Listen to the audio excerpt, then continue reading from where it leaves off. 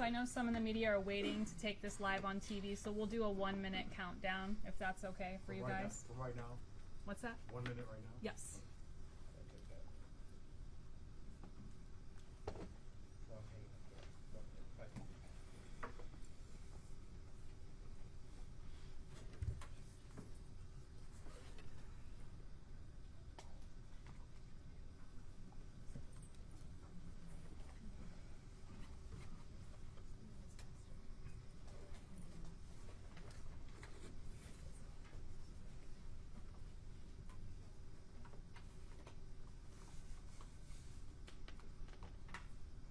Thirty seconds. 30.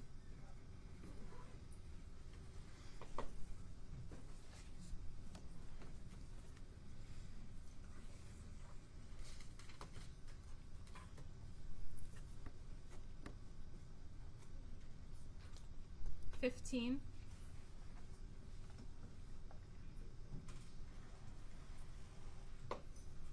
And stand by. Good afternoon. Thank you all for being here today. The purpose of today's press conference is actually twofold. Not only did we want to bring you here today as we release body camera footage from an incident last Friday in South Bend that's garnered quite a bit of public interest, we also wanted to be here to help provide some context to that video. It's something that we've done in the past when we have other high-profile incidents that we could have posted it online and left it as that, but we felt it was important to give some background and some information behind those videos so that you can create your own opinions based on all the facts that are given. So we are going to start today with some introductions. My name is Ashley Ochap. I'm the Director of Communications for the South Bend Police Department. It's important to note I am not a sworn law enforcement official. I serve in a civilian capacity, so any questions regarding law enforcement tactics should be directed to the gentleman to my left. So I will allow the officials to my left to introduce themselves and give any opening statements if they wish to do so. I am Scott Ruskowski, the South Bend Police Chief. Just a short brief. What you're about to see here took an entire weekend of people who are on their off time.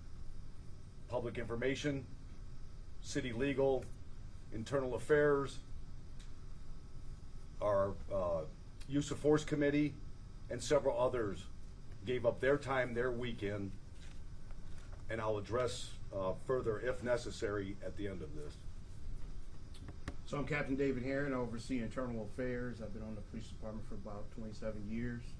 I've been deeply involved in the community here. Thank you for coming. We're here to answer your questions. All right, so how we are going to proceed today, we're going to give you an overview of the incident. We're going to give you a review of the video. I do want to note that the video we're showing here today is in snippets. However, you will receive and we will share the entire body camera. We are doing that in the interest of time, knowing that there are news stations here that are trying to meet deadlines, and there were some parts of the video in this conference that won't be included simply because it's driving or it's walking across a parking lot. It's a situation that's not necessarily pertinent to the review, but again, that entire clip will be shared. We will then do an analysis and a sort of what's next in terms of this incident. So we're going to start today with the 911 call, and before we play the 911 call, I just want to point out a couple key facts about that call. So that call was placed Friday, August 15th, just before 1 o'clock at 12:58 p.m. from the McDonald's, 416 North Martin Luther King Jr. Boulevard in South Bend. That caller was an employee of the restaurant, stating there was a juvenile inside the restaurant, becoming aggressive, threatening employees, and using profanities following a dispute between the juvenile and the employees over a food order. The caller stated that the juvenile was refusing to leave the restaurant. I'm going to play a snippet of the 911 call. Again, you will receive this entire call and we will share this entire call. It's a little over 3 minutes. We took out the beginning part where the caller gives some of the basic locator information and then some of the end, some of the wrap up, but we will go ahead and proceed with that now. Would you like me to turn the lights off so you can see the screen a little better with the text, or would you like me to leave them on? Off? Off? Okay. And let me know on sound if we need to bump it up or down. the boy here. No parents with him. He's being very loud, aggressive, and he's a little kid. Demanding us give him money for an order that he doesn't already have. He doesn't want to leave the property. He keeps threatening and taking pictures of everybody, and I keep telling him he needs to stop. He's not listening. He's calling me all kinds of profanity words inside the store with other people in here. We asked him if he would slightly leave, and he's refusing. How old is he? He looks like he's about maybe 10, 11, 12, I'm not sure, somewhere around that range.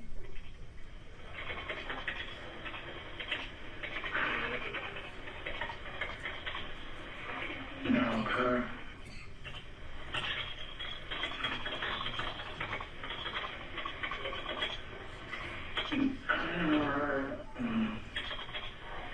Are any weapons involved?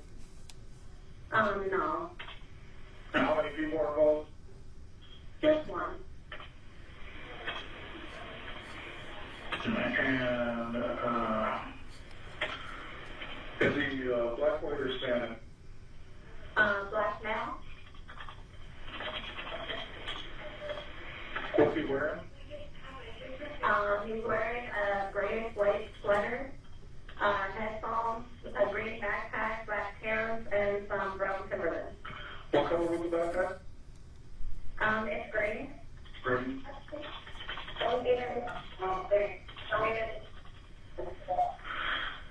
Alright, how did you arrive?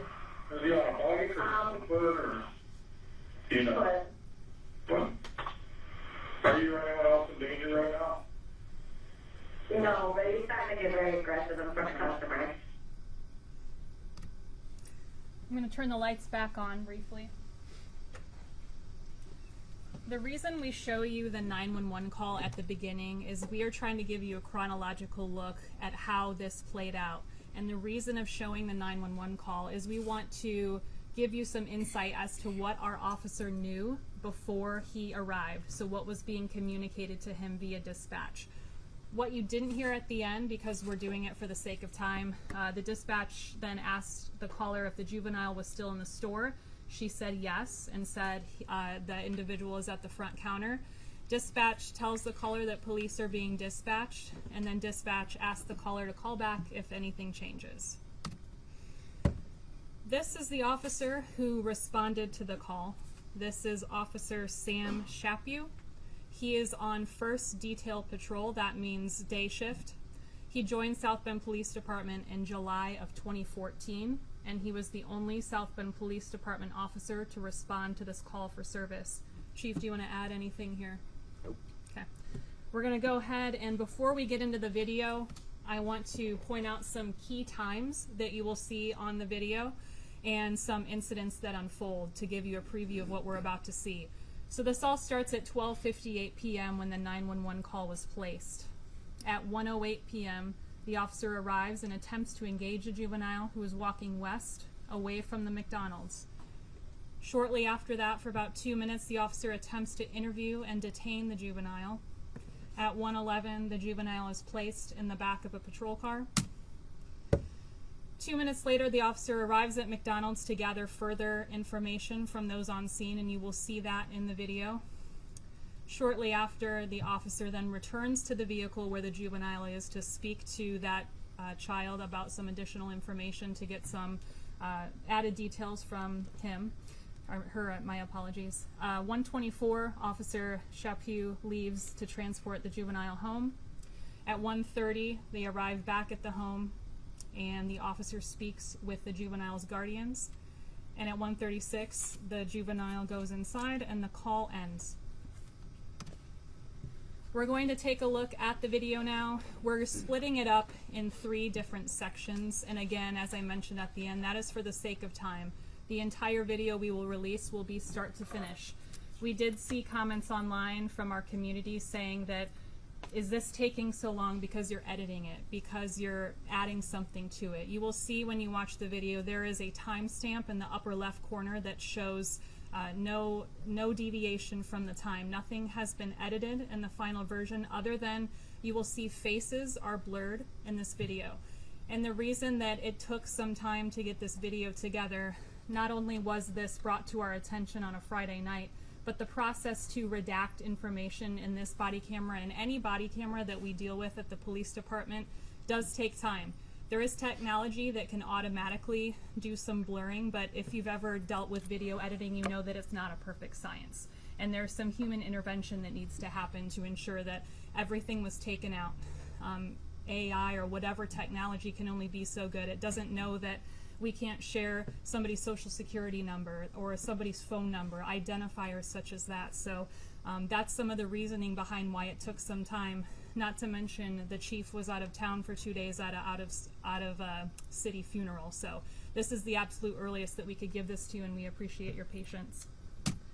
Before the video, I just want to show a map to give you the bearings of what we're looking at. That red pin right there is the McDonald's on North Michigan Street, and this is all going to be occurring just across the street there. So this first section right here is going to be the initial interaction. It'll run about 2 minutes, and then we will move on to the next. And we will hit the lights for this.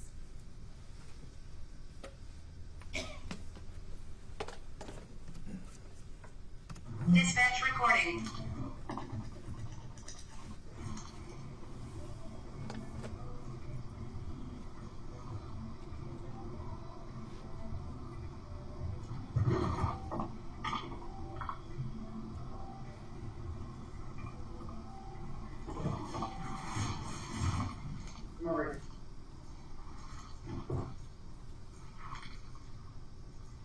They called, they said they've been having problems with you.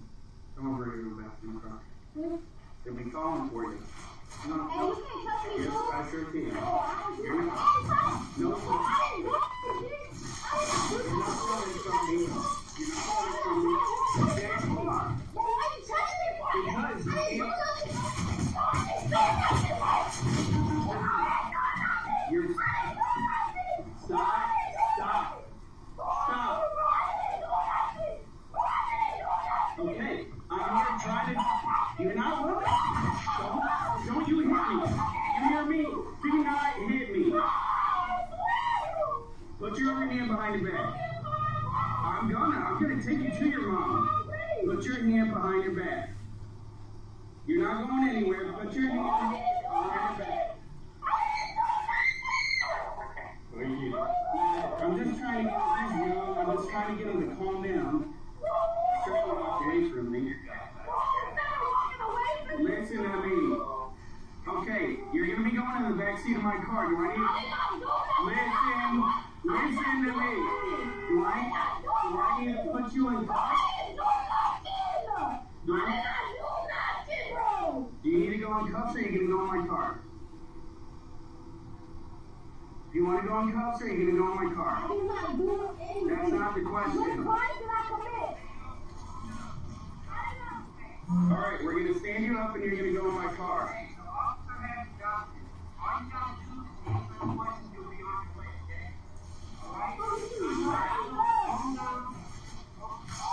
Okay, go ahead and get in the car. We're going to deal with the stuff. Right now you're getting in the car. Well, I didn't commit no crimes. Go ahead and get the I car. didn't commit no crimes. What crime did I commit? I know my rights. No, you I know my rights. no, I you didn't don't. commit no crimes. We're going to talk about that in a minute, but right now you're going to get in the I didn't car. commit no crime. Get in the car. What's your name? Why are you touching me for, dude? Oh, that's it.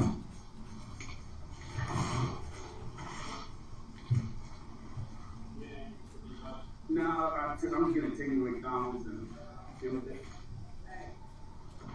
So, I understand you got your job. I just want to get my working. So we was in there. Me and my coworker was having lunch. He is high strung. I don't know what's going on.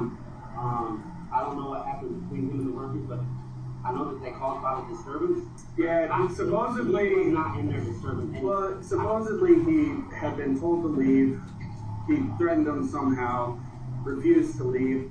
It's been a call that's been pending, so I know it's been a while. But All I'm doing is trying to talk to him. He's not stopping for me, He so. was in there and there was a gentleman trying to calm him down in there and actually calm him down to leave. So then when he was leaving, I was like, cool, he's leaving. And I need to get him to an adult so we can have this conversation of. I don't know why he's out here by himself, but he's not making wise choices.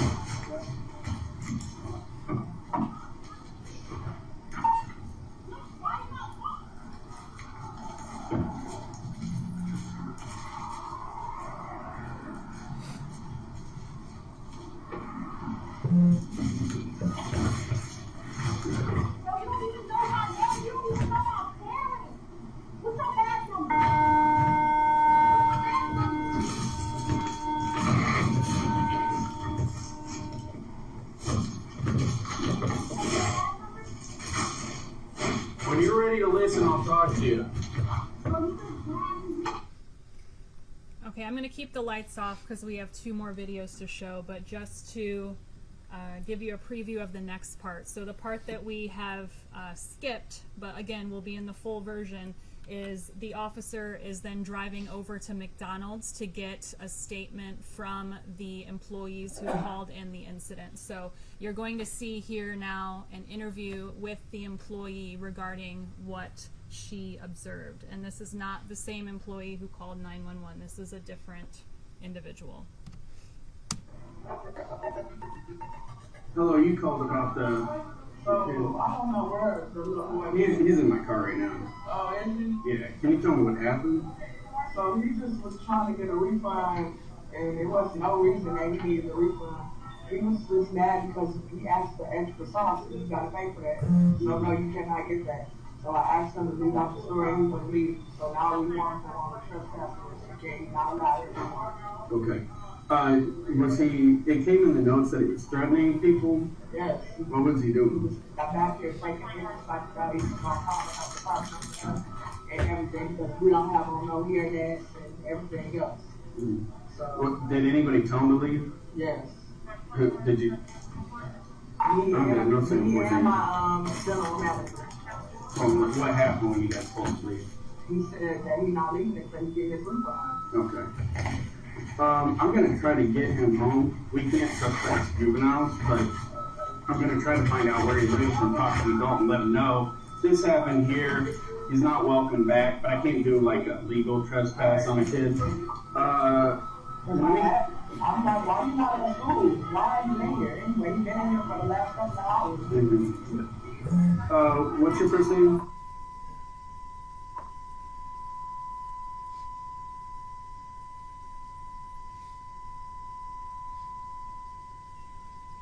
And date of birth? And do you know the phone number here? If not, that's okay. Okay. And you're the manager? Uh-huh. All right, well, I'll get him out of here, okay? Thank you. Appreciate it.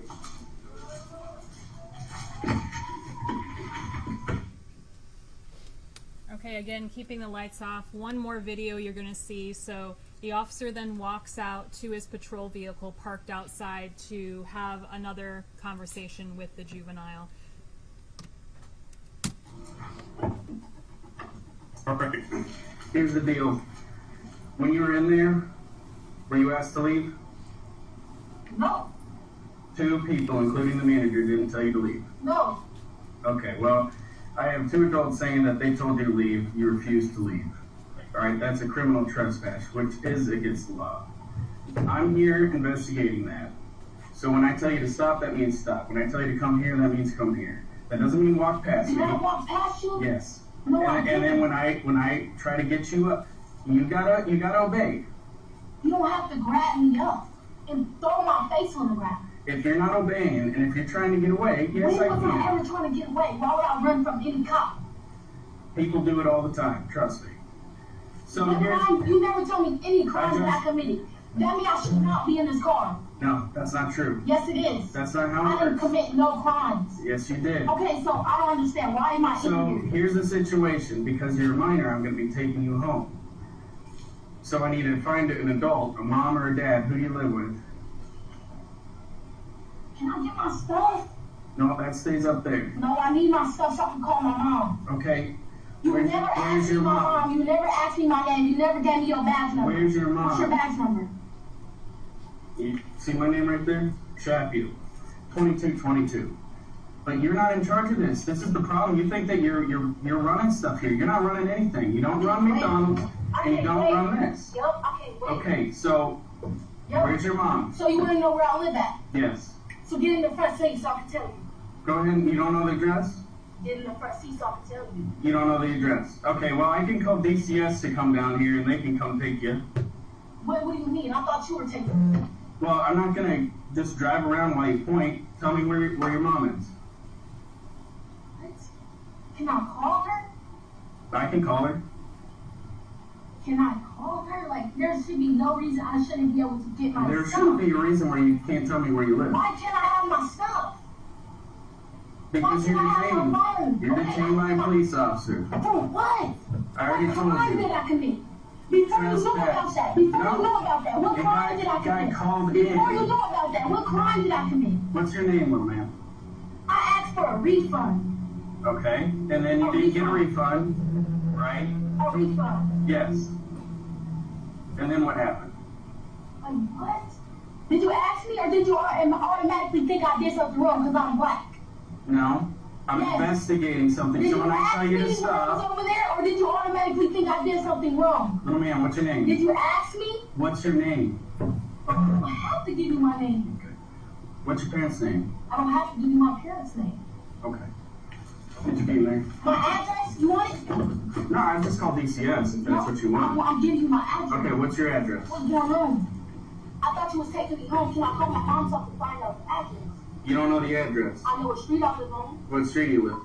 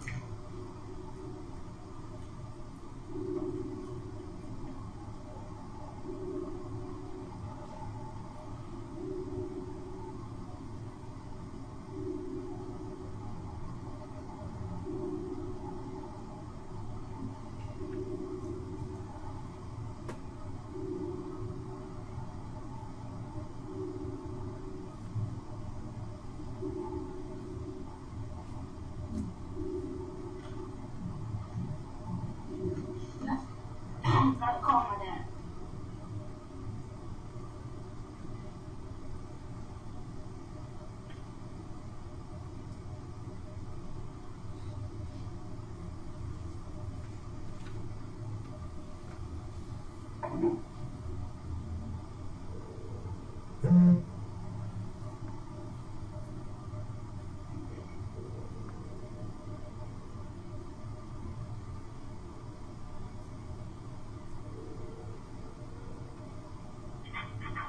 Hello? Hello?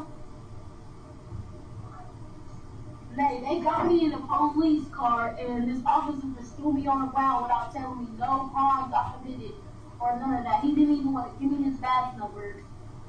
And now he talks about he calling the DCF and all types of stuff. He didn't even tell me no crime I committed. He just threw me in the back of his car. Don't talk to your mom. Is this your mom or your dad? What? I don't have to give you my phone, sir. Alright, I need to talk to an adult. I don't have to give you my phone, sir. If you want to talk, speak. Okay, who is this you're talking to? I'm at McDonald's.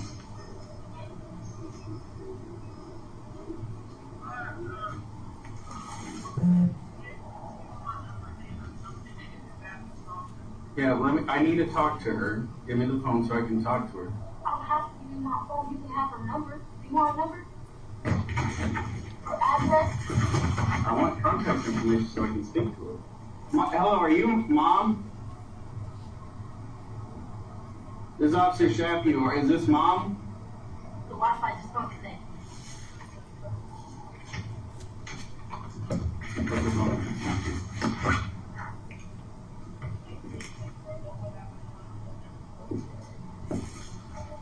Why can't I give you my address to where she is? Okay, if you're gonna give it to me, what is the address? I already told you the street I live at. Yeah, that's the street.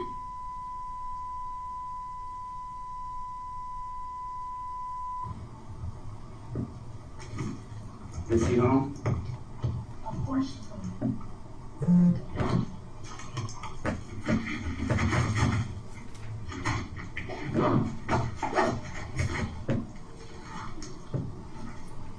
Put on the seatbelt.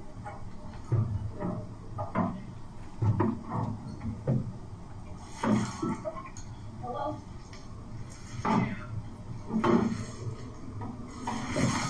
Hello?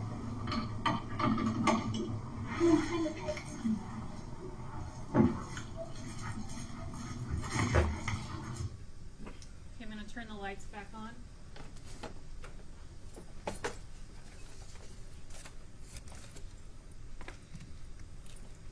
So as I mentioned, that was not the end of the video, but it is the end of the video that we are showing today in this presentation. So what happens next? What are we not showing in this presentation that you will see in the full camera? The officer then drives the juvenile home to the address provided. The officer then speaks with the guardians of the juvenile at the home, and then the juvenile is released to the guardians and the call ends. One final slide from me, and then you'll have the opportunity to ask questions of our command staff here. So based on the dispatch information, the officer was investigating these potential crimes: disorderly conduct, intimidation, and trespass. Again, this was based on the information given by the complainant who made the 911 call. That is the only information the officer had while responding to the call, aside from some other details that you heard in the 911 call. So where do we go from here? What happened? As of right now, we have not received an official complaint. However, we were made aware of the video that many of you have seen online on late Friday, early Saturday. So we did not wait for an official complaint to come in. The South Bend Police Department proactively began looking into this. And that multi-layered investigation that we had mentioned in our statement on Saturday is as it sounds, multi-layers. There's several different steps that are taking. So again, that was prompted by community feedback. We began looking into that. IA was contacted. That's internal affairs. We investigate incidents involving our own officers. And then we have a use of force committee that has convened. So at this time, I'd like to open it up to Chief Ruskowski and Captain Heron to speak further on that, and then we will lead into questions.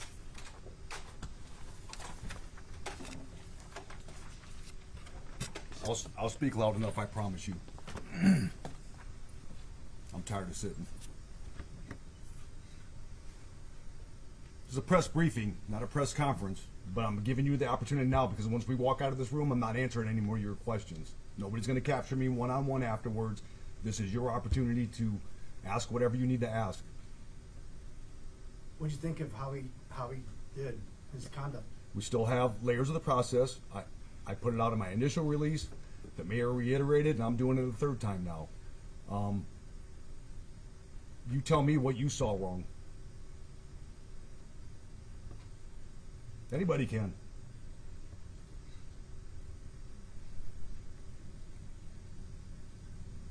Let me ask you, Chief. There are going to be people who look at this video who are watching it right now in real time, and they're going to feel one way or the other, and this video will not change that. What is your response in terms of ambiguity, the gray area, as a chief, but also as a father, a person living in this community? Are you able to look at both sides and understand both sides, or is this clear cut? My officer was in the right. Absolutely. Try to look at all sides. But I don't know what somebody else's motive is. I know there's a lot of A personalities in our community. There's average folks, there's activists, there's anarchists, and there's antagonists. Those are the A's that I know for 37 years of doing this job.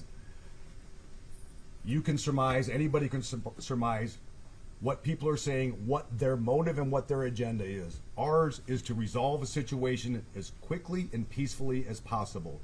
The officer acted only on the information known to him at the time. When people say, and they're still calling up McDonald's and making threats and harassing employees there, again, you saw what I saw. There's still a process. We have convened our use of force committee. They found nothing wrong. Our policies were followed. Our training was followed. They still have a couple follow-ups. Our internal affairs investigation. I got a hold of Captain Heron immediately. And when I was saying at the beginning, it's not just Ashley or Captain Heron or people from City Legal. One was trying to celebrate their anniversary. Use of Force Committee, supervisors all came in over the weekend and looked over the same thing that you all just saw. That's what I would appreciate the questions being geared toward, or please tell me, tell us. I have the entire command staff and a boatload of officers sitting behind you. Tell us on behalf of whomever what you think, what they think he did wrong. If you remember the initial video, grabbed by the backpack and slammed down, you saw it. That did not happen. Name one time that you heard that juvenile claim injury, claim pain, claim anything other than, why aren't you, well, I'm running this, you're secondary. That's what I heard. So to be clear, in your opinion, and apparently in the Use of Force Committee's opinion, nothing was done wrong in this situation. We still have further processes to go in there. There are some things, I will tell you that one thing that I was not, that caught me was, we can't trespass juveniles. That is not true. I don't know his demeanor when he said that. Maybe at that time wasn't going to make an arrest for trespass. Rather than maybe put a record on a juvenile, the officer opted to take the juvenile to their legal guardian and work out whatever it is that way. There's nothing wrong with that. That was the officer's discretion to do that. The officer could have put that juvenile in handcuffs, detained them, taken that juvenile to JJC and let that process work itself out, and then wash his hands of it and do a report and drive away. But that's not what he did. This is the same officer, mind you, that every one of you in this room has seen painting thousands of faces of our kids at every one of our events with his own time, his own energy, his own money, his own equipment. Has kids of his own, fosters kids, works with kids.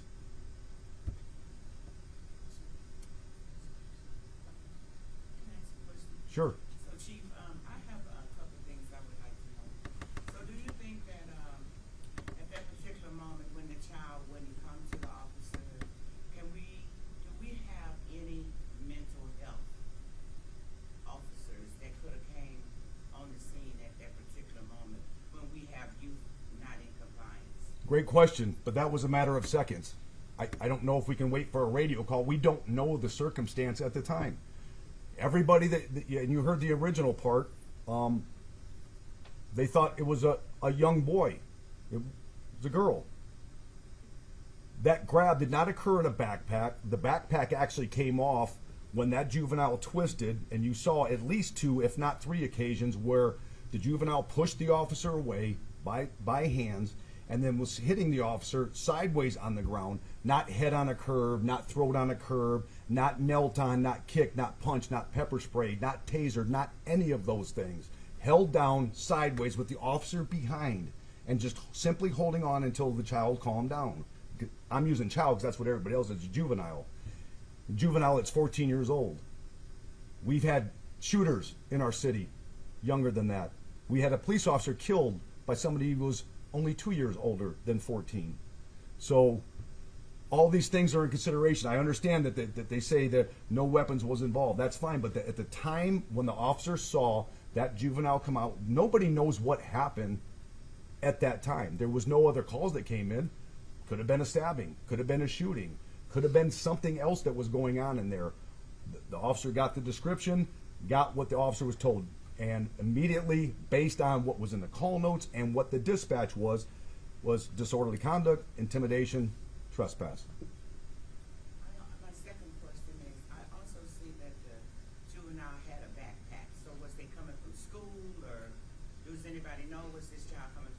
Yes. Was this child supposed to be in school?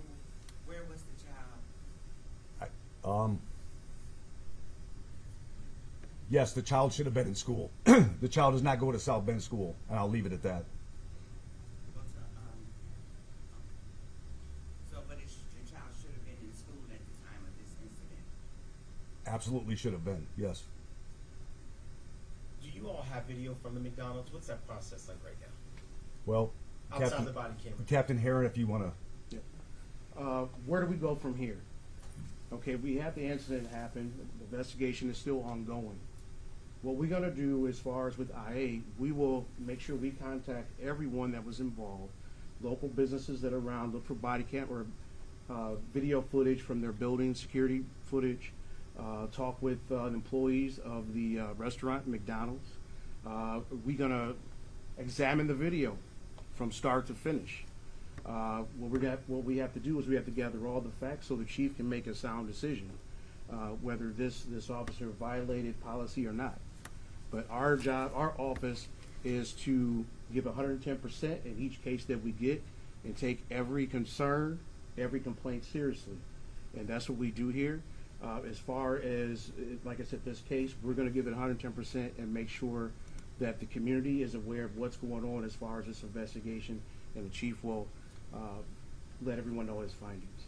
So Josh, just a little follow-up with that, yes. So our city legal has been in contact with McDonald's Corporation legal as well. So they are working out whatever it is they need to work out. Again, this is a little muddy process because there was no arrest made. There was no report filed and or sent to the prosecutor's office on top of that. The officer used his discretion in order to not create a case on this juvenile. And one thing that he did say, and I know that the mayor said and I've said as well, if people are still confused about the layers, it is not confusing at all. When you hear it all go out, we understand it. We live with it almost every day. Matter of fact, out of the 56,000 calls for service we've had this year, 59,000 calls for service we've had this year, we've had 55 uses of force out of almost 1,200 arrests.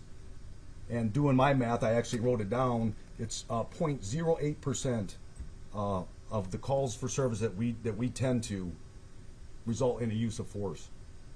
So the layers are immediately peers, and you saw there was the officer was by himself, so there was no peer part of the layer process. Shift supervisors, they reviewed, they saw what we all saw. Shift captain then gets it afterwards. Then a review committee, internal affairs, command staff, division chiefs, me, Board of Public Safety, Merit Board, City Legal, and sometimes not, the Community Review Board. That's a lot of layers of that process. Then I didn't throw in the media and all the experts that appear to be on social media of how they should be doing this job and never stepped once into our patrol car or our shoes. What did his guardians or her parents or guardians have to say about what happened? Is that coming out in the full? It'll be in Yeah, it'll be in the full release. And guardians, it'll be in the full release that comes out after this. We're doing this as a time-saving measure. Yes. Do we know who the second individual was that entered the shot when the juvenile was on the ground? I don't know who that was. I don't know. Well, I wouldn't put it out anyway if it is. But you saw the same thing I did. It was like, it looked to me like one hand on an arm and maybe one on a leg. That was from somebody else's video. But then they also saw that individual help the officer help the juvenile up. So. Looking at the girl's behavior, would you describe that as passive, active, or forcible resistance? Yeah, you all can make your decision on that. I think it was I really don't want to jump to conclusions. Everybody else has. You're the expert. Based on your use of force policy, I know the officer said, "Don't hit me." So then, would that be active? Who? You said when the officer said, "Yeah, don't hit me." Yeah, the juvenile hit him twice. Yeah. Okay, so that would fall under active resistance. Active and physical, absolutely. Okay. And this amount of force, in your opinion, was necessary to reach compliance? I have use of force committee members who have looked at that, and absolutely. And that was the minimum use of force. Okay. And then the probable cause for use of force was just the child continually arguing and like not wanting to answer questions? No, force was not used because the child was arguing. Okay. Force was used because the child was using force. You keep using the word child as a juvenile, 14 years old, that was, first of all, trying to get away, which was very obvious, was not slammed by the backpack. Matter of fact, when he first grabbed the backpack, the juvenile slipped out of the back, one side of that backpack. And then you look at it, you watch the video later on. You slow it down, you use pause, rewind as many times as you want. The officer didn't have that luxury, but you guys can do it as much as you want. And then you tell me if that child/juvenile was thrown down, or if during the tussle tripped over the curb that was a foot and a half away from the squad car. I saw the juvenile actually stumble back to the squad car after pushing the officer away on more than one occasion. Again, I don't want to taint this because there are some other steps that have to be taken to get a verification. I don't want to put words in anybody's mouth, especially the officer that was involved. It's already bad enough. I mean, he's not taking this well. You have an officer like we have all of our officers trying to do the right thing at the right time for the right reasons. He has to endure this for the last 4 or 5 days now. And his family. Knew that juvenile was the suspect because they fit the description with the jacket and the backpack. To a T, I don't know, and I'm not making a joke of this. I don't know if those are Timberlands or not. I have a pair of Timberlands that don't look like that. Okay. But do you know who took the viral video, the little 30-second snippet? I don't know who he is personally, and I did see it, but then it was, for whatever reason, was taken down. I believe it was the same one that came up at the end, and there were contradicting accounts to what he put on Facebook and what he said to the officers at the time. So you can look into that. We have looked into that, and that was my last question here. He says he was inside the restaurant, and that it was not as blown up, quote, blown up as it was on the 911 call. In situations like that, when you see someone walking across the street matching the description, in that case, people don't know, especially a 14-year-old, what do you do? Are you supposed to comply when an officer says stop? Do you stop, not knowing if you did something or not, or broke a law? What's the legal ramifications of that? It depends on what the prosecutor wanted to charge. We have reasonable suspicion and probable cause. Those are the two things that we act upon. An officer is conducting an investigation at that point in time based on the information that he or she received.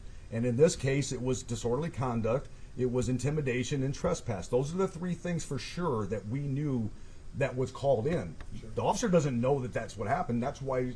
So if the McDonald's employees would have come out first, he would have stopped and talked to them, but that's not what happened. They were still inside the building. This juvenile came out first, matching the description, was just trying to stop. Hey, what's going on? Come over here. I need to talk to you by the side. I'm paraphrasing, of course. And then all of a sudden, whether the juvenile tenses up, goes to run away, goes to pull away, whatever the case is. And I think a lot of people don't understand as well, why would you put your hand on his backpack or her backpack in the first place? Well, it's called establishing a relationship. Once we even if we stood out in the street and, God forbid, that juvenile would have got hit by a car, that is our responsibility. So moving that juvenile out of the way to the somewhat semblance of safety of the side of a squad car off the side of the road would prevent that. Had that juvenile taken off running and get hit by a car, that would have been on us. We'd be having a different type of news story right now. So you're saying the officer was possibly acting out of keeping her safe? I think it's a combination of everything. So you have initial report, you're investigating a crime or crimes that were alleged. Okay. That's why the juvenile didn't go into handcuffs. At least initially, why the officer we haven't gotten to the part of why the officer decided to take the steps that he did. I'm not going to say good, bad, or indifferent. That was the officer's choice and discretion and I'm surmising, my hunch is that he didn't want to put a case on the juvenile. Again, I don't know. Regarding the civilian that kind of inserted themselves, do you welcome random people just helping out, or is there a safety concern? Is they're not trained in use force at all? Well, I welcome people intervening before we even have to get involved in the first place. Okay. But in a situation like that, again, I don't know. I don't know what that person saw. If he thought the officer was in trouble, I don't know. I mean, there is Good Samaritans. There's Good Samaritan law. But that's not a requirement that somebody does that. I never heard the officer say, hey, thank you, or hey, get away. So I'm not sure what the officer, again, those are still parts of the process that we need to discuss with the officer. And that helps us in our training and the way we do things, on down the road. And we also never heard the officer say, hey, can you help me? Because I know under Indiana law, if an officer says, you can help me, and they refuse, then it's a misdemeanor. Well, it could be based on circumstances. It can't just be for some passerby down the street, hey, help me, or else I'm going to arrest you. That's not how it works. But to your point, yes, there is law, but that did not appear to be the case here. And again, I still don't know. It could have been a cop from Michigan, or I have no idea who that other person was. And again, that's still part of the process that they'll be looking into. If the civilian just inserts himself and they get hurt in the process, is the city liable because it's a... Well, I mean, without us asking or telling, that's on them. I mean, again, this is part of establishing a relationship and how that is done. In this case, once we go to make contact with the juvenile and that relationship is established, then that becomes an onus on us to make sure that that person, regardless of the circumstances, is protected as much as possible. Do you know why the officer decided to give the juvenile their phone? To call. Okay. To call, as the juvenile said, to I think mom originally, then it was dad, and you saw there was texting going on and everything else in there before, but I think the biggest thing in this video for me that I see that I think is going to be a question or topic with the public is, just so you know, is I would like the explanation of when the grabbing of the sweatshirt or the collar from there. Okay, I think that was a big escalation right there, and I do believe that that's going to be a portion for the public that's going to be very well blown up pretty soon. We think this other part was blown up, but this part right here.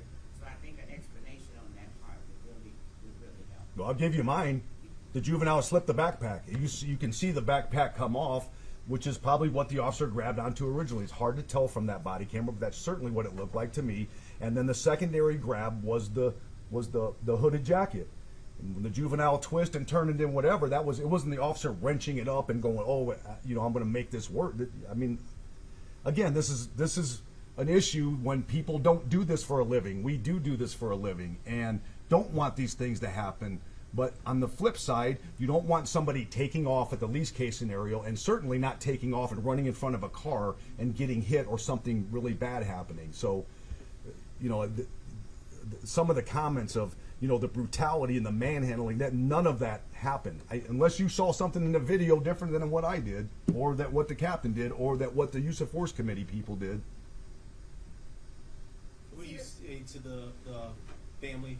What do you say to, if you can at all, say to that young girl through all of this? So I think what's been said to the guardians was said, and you'll see that one that's released later on, and you'll see the video when we put that out here after this meeting. I was just going to say to Ophelia's point, your opinion that the child was trying to run away. I mean, that's literally what they say. You're trying to run away from me or take off on me.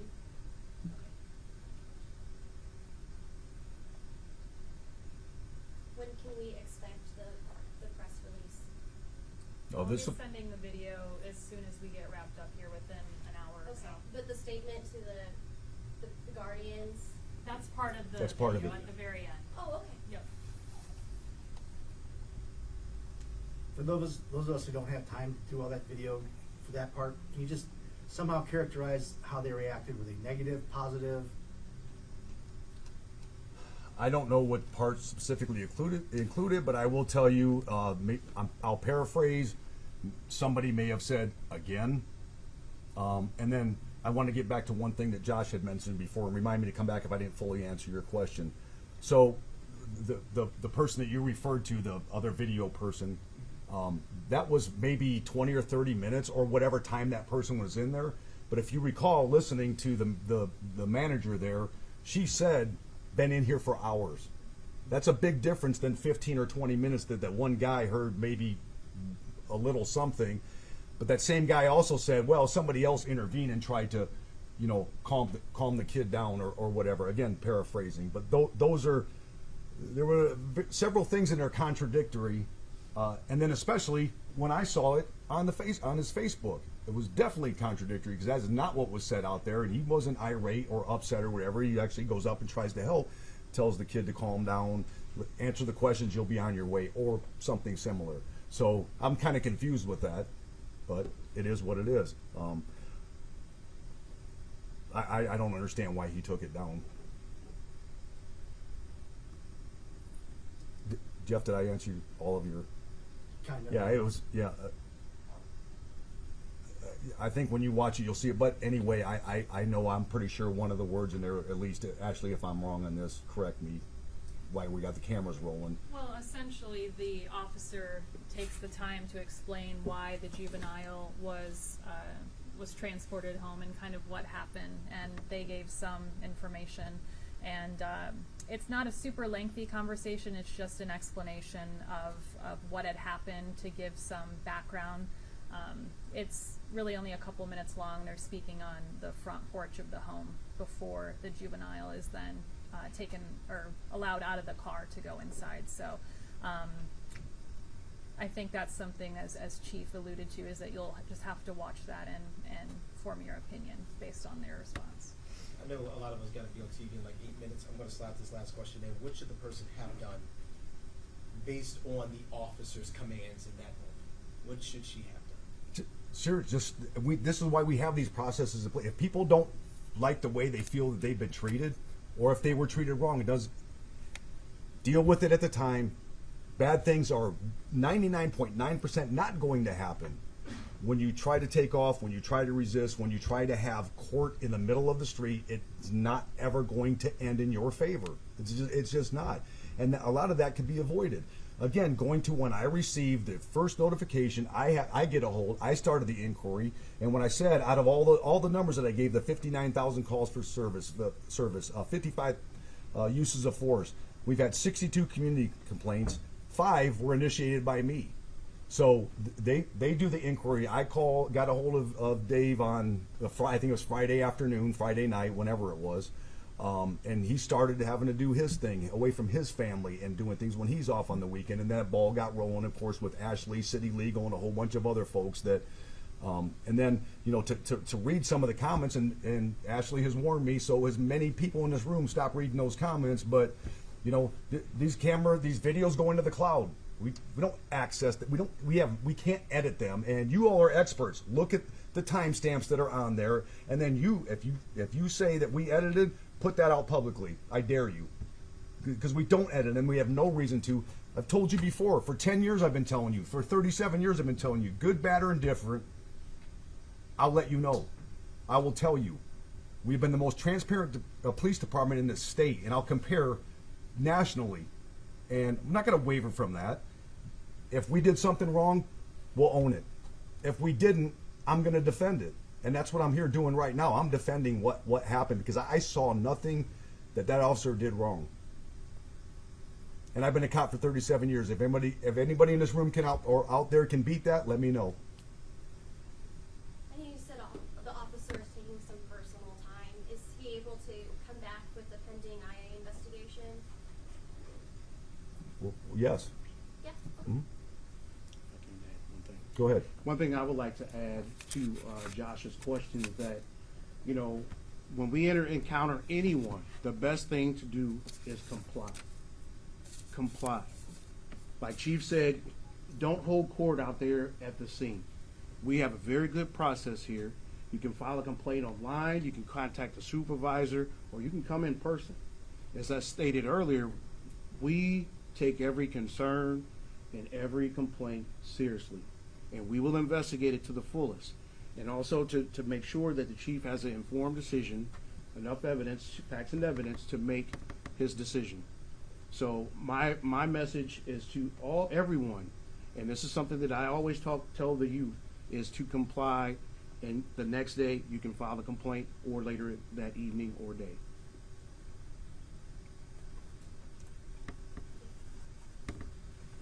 Any other questions before we wrap up? Thank you all. for coming here. I will work to get that body camera sent to you and posted here as quickly as possible once we get things wrapped up here. Thank you.